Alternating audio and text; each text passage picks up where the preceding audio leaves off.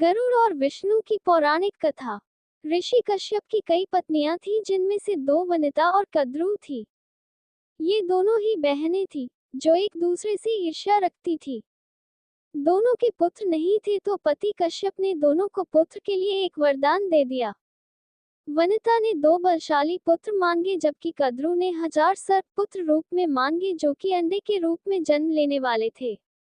सर्प होने के कारण कद्रू के 1000 बेटे अंडे से उत्पन्न हुए और अपनी मां के कहे अनुसार काम करने लगे। दोनों बहनों में शर्त लग गई थी कि जिसके पुत्र बलशाली होंगे, हारने वाले को उसकी दास्ता स्वीकार करनी होगी।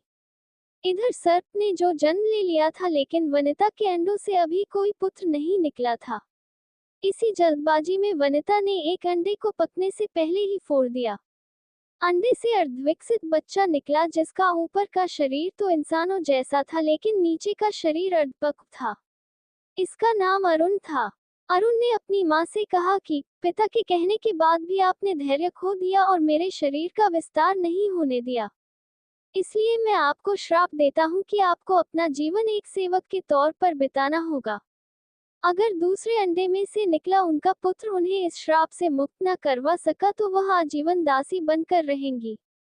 भय से विंता ने दूसरा अंडा नहीं फोड़ा और पुत्र के शाप देने के कारण शर्त हार गई और अपनी छोटी बहन की दासी बनकर रहने लगी। बहुत लंबे काल के बाद दूसरा अंडा फूटा और उसमें से विशालकाय गरुड़ निकला, जिसका मुख पक्षी की तरह और बाकी शरीर इंसानों की तरह था। हालांकि उनकी पसलियों से जुड़े उनके विशालकाय पक्ष भी थे। जब गरुड़ को ये पता चला कि उनकी माता तो उनकी ही बहन की दासी है और क्यों है ये भी पता चला, तो उन्होंने अपनी मौसी और सर्पों से इस दासत्व से मुक्ति के लिए उन्होंने शर्त पूछी। सर्पों ने विंता की दास्ता की मुक्ति के लिए अमृत मंथन ने निकला अमृत मांग। अमृत लेने के लिए गरुड़ स्वर्ग लोक की तरफ तुरंत निकल पड़े। देवताओं ने अमृत की सुरक्षा के लिए 3 चरणों की सुरक्षा कर रखी थी। पहले चरण में आग के बड़े पर्दे बिछा रखे थे।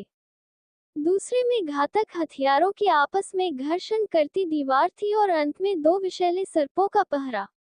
वहां तक भी पहुंचाने से पहले देवताओं से मुकाबला करना था।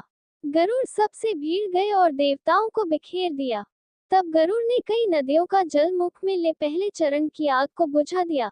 अगले पथ में गरुड़ ने अपना रूप इतना छोटा कर लिया कि कोई भी हथियार उनका कुछ न बिगाड़ सका और सांपों को अपने दोनों पंजों में पकड़कर उन्होंने अपने मुंह से अमृत कलश उठा लिया और धरती की ओर चल पड़े। लेकिन तभी रास्ते में भगवान विष्णु प्रकट हुए और गरुड़ के मुंह में अमृत कलश होने के बाद भी उसके प्रति मन में लालच न होने से खुश होकर गरुड़ को वरदान दिया कि वो आजीवन अमर हो जाएंगे। तब गरुड़ ने भी भगवान को एक वरदान मांगने के लिए बोला, तो भगवान ने उन्हें अपनी सवारी बनने का वरदान मांगा। इंद्र ने भी गरुड़ को वरदान दिया कि वो सांपों को भोजन रूप में खा सकेगा। इस पर गरुड़ ने भी अमृत सकुशल वापसी का वादा किया। अंत में गरुड़ ने सर्पों को अमृत सौंप दिया और भूमि पर रखकर कहा कि यह रहा अमृत कलश। मैंने यहाँ इसे लाने का अपना वादा पूरा किया और अब यह आपके सुपुर्द हुआ, लेकिन इसे पीने के आप सभी स्नान करें तो अच्छा होगा। जब वे सभी सर्प स्नान करने गए, तभी वहां अचानक से भगवान इंद्र पहुंचे और अमृत कलश को वापस ले गए। लेकिन कुछ बूंदें भूमि पर गिर गई, जो घास पर ठहर गई थी। सर्प उन बूंदों पर झपट पड़े, लेकिन उनके हाथ कुछ न लगा। इस तरह गरुड़ की शर्त भी पूरी हो गई और सर्पों को अमृत भी नहीं मिला।